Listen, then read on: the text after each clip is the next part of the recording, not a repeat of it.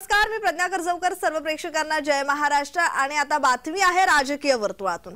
राज्यसभा निवडणूक अखेर बिनविरोध.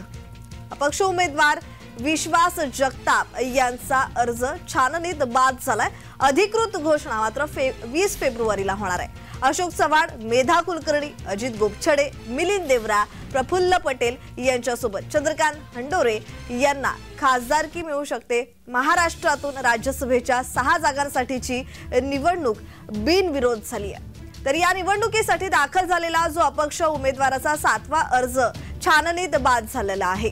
20 फेब्रुवारी ही उमेदवारीला अर्ज मागे घेण्याची शेवटची तारीख असून त्या दिवशी याबाबतची अधिकृत घोषणा केली जाईल. तर राज्यसभेच्या 6 जागांसाठी 7 जणांनी आपले उमेदवारी अर्ज दाखल केले होते. यात भाजपाकडून अशोक चव्हाण, मेधा कुलकर्णी, अजित गोपछडे या तिघांनी अर्ज केले. तर शिवसेनेकडून मिलिंद देवरा, राष्ट्रवादीकडून प्रफुल्ल पटेल, तर काँग्रेसकडून चंद्रकांत हंडोरे यांनी अर्ज दाखल केले. याशिवाय अपक्ष म्हणून विश्वास जगताप यांनी अर्ज भरला होता. मात्र या निवडणुकांसाठी सूचक अनुमोदक म्हणून आमदारांच्या सह्या लागतात, त्याची पूर्तता जगताप यांच्याकडून करण्यात आली नाही. त्यामुळे त्यांचा अर्ज छाननीत बाद करण्यात आला. त्यामुळे भाजपाच्या 3 आणि शिवसेना, राष्ट्रवादी आणि काँग्रेसच्या 1 अशा 6 उमेदवारांची बिनविरोध निवड झाल्याचं जमा आहे. 20 तारखेला अर्ज मागे घेण्याच्या शेवटच्या दिवशी याबाबतची अधिकृत घोषणा केली जाईल. राज्यसभा निवडणूक अखेर बिनविरोध झाल्याचं जमा आहे. कारण अपक्ष उमेदवार विश्वास जगताप यांचा अर्ज छाननीत बाद झालाय. याची अधिकृत घोषणा अद्याप झालेली नाहीये. 20 फेब्रुवारीला याची अधिकृत घोषणा केली जाणार आहे.